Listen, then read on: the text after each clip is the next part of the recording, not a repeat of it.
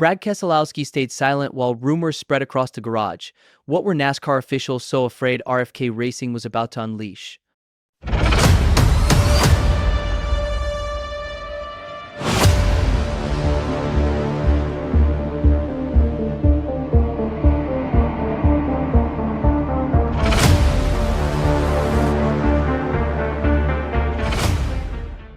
Brad Keselowski is not known for reacting quickly or speaking without purpose.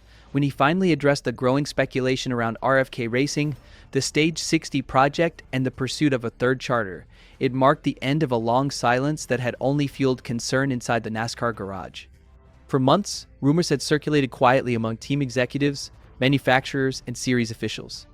RFK was planning something. The only question was how big it really was. To understand why this moment matters, you have to understand what RFK Racing represents today. This is not the same organization that limped through the final years of the Roush era. When Brad Keselowski joined as a driver owner, he inherited a proud but diminished team. The facilities were outdated. The engineering approach had fallen behind. The competitive results no longer matched the history attached to the name. Keselowski did not rush to fix everything at once. He rebuilt RFK slowly, deliberately, and quietly.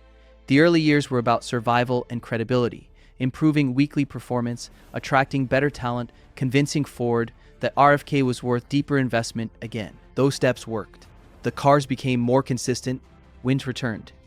The organization stopped being viewed as a legacy brand living on reputation and started being treated as a serious competitive operation again. That foundation is what made the Stage 60 project possible. The phrase Stage 60 did not appear in public until internal leaks forced discussion, but those inside the sport understood it as a reference point rather than a slogan. RFK had completed the early stages of its rebuild. Infrastructure was modernized. Personnel was upgraded. Competitive relevance had returned. Stage 60 represents the next phase, the moment where stability turns into leverage. At the center of that plan is a third charter. Charters are the currency of modern NASCAR. They guarantee entry, revenue sharing, and long-term security. Over the past few years, their value has skyrocketed. Teams that own them rarely sell. Teams that need them often cannot afford them. For RFK to pursue a third charter now signals confidence, not just in finances, but in competitive readiness. Brad Keselowski confirmed that RFK is not interested in expansion unless it leads to immediate performance. This is not about fielding another car for the sake of numbers. It is about creating a competitive advantage. More data, more setups, more simulation input, more opportunities to test ideas during race weekends, but only if the right conditions exist. That is where the concern inside NASCAR began. Multiple reports indicate that the third charter is not a standalone move. It is connected to broader conversations involving Ford and potentially a significant shift in how manufacturer support is structured. For years, Ford's competitive center of gravity has rested with Team Penske. Penske sets the tone. Penske receives the deepest technical alignment. Penske is the standard bearer. Stage 60 challenges that model. Internal leaks suggest Ford has been working more closely with RFK than at any time since the early Roush Racing dynasty. Not just supplying engines or technical notes, but participating in long-term planning, discussing future alignment, evaluating how competitive power is distributed across its teams. That alone would be enough to make people uneasy. If RFK becomes a second flagship program within Ford, the balance inside the manufacturer camp changes. Influence shifts, development priorities adjust, competitive information flows differently. For NASCAR officials, any move that reshapes manufacturer dynamics carries consequences far beyond one team. But the charter itself may not even be the most significant part. The third car is widely believed to be tied to a driver signing that would immediately elevate RFK status. Not a prospect, not a placeholder, a driver with race-winning credibility and championship-level experience. The identity of that driver has not been confirmed publicly, but the reaction inside the garage suggests the move would send a clear message. RFK is no longer rebuilding. It is positioning itself as a power. Brad Keselowski understands the risk of expanding too quickly. Roush Racing once fielded too many cars without the infrastructure to support them. The result was diluted performance and internal strain. Keselowski has openly acknowledged those lessons. That is why Stage 60 is conditional. Every element has to align. The charter must be competitive. The driver must raise the bar. The manufacturer relationship must strengthen rather than stretch resources. Nothing about this plan is accidental.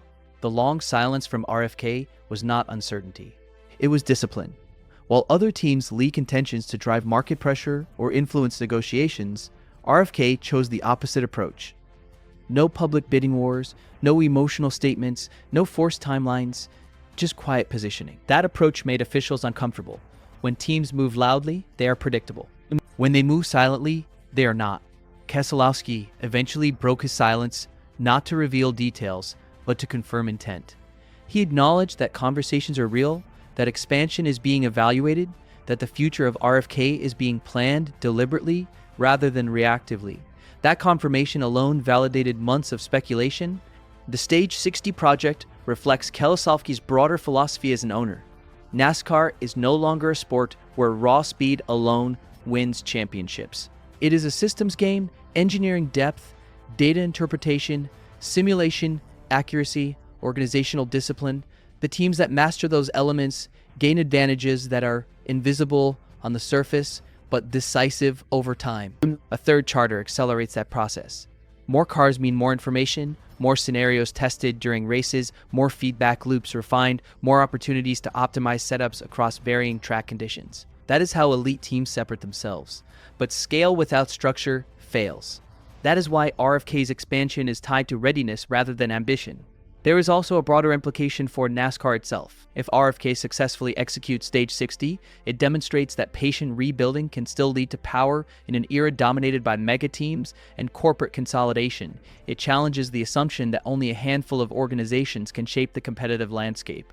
It also forces NASCAR to confront uncomfortable questions. How much influence should manufacturers hold? How evenly should competitive resources be distributed? What happens when power shifts quietly instead of through public conflict? Officials were not afraid of RFK adding another car.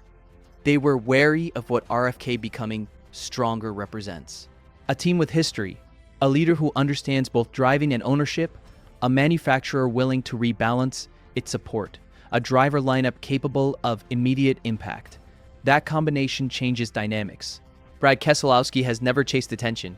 His success as a driver came from preparation, not flash. His approach as an owner reflects the same mindset. Stage 60 is not a headline grab. It is a calculated progression. Whether the third charter arrives this season or the next is secondary. What matters is that RFK is operating from a position of strength rather than desperation. The conversations they are having are not about survival. They are about leverage. That is why the silence mattered. By the time Keselowski spoke, the groundwork was already laid. The rumors had reached critical mass. The industry knew something was coming. His words did not reveal secrets. They confirmed direction. RFK is building toward a future where it helps shape NASCAR's competitive structure rather than reacting to it. If Stage 60 succeeds, the ripple effects will be felt across the Ford camp and beyond. Development priorities will shift, driver markets will react, competitive expectations will adjust, and the quiet months before the announcement will make sense in hindsight. And because the most important moves in NASCAR are rarely announced first, they are planned in silence. Ed.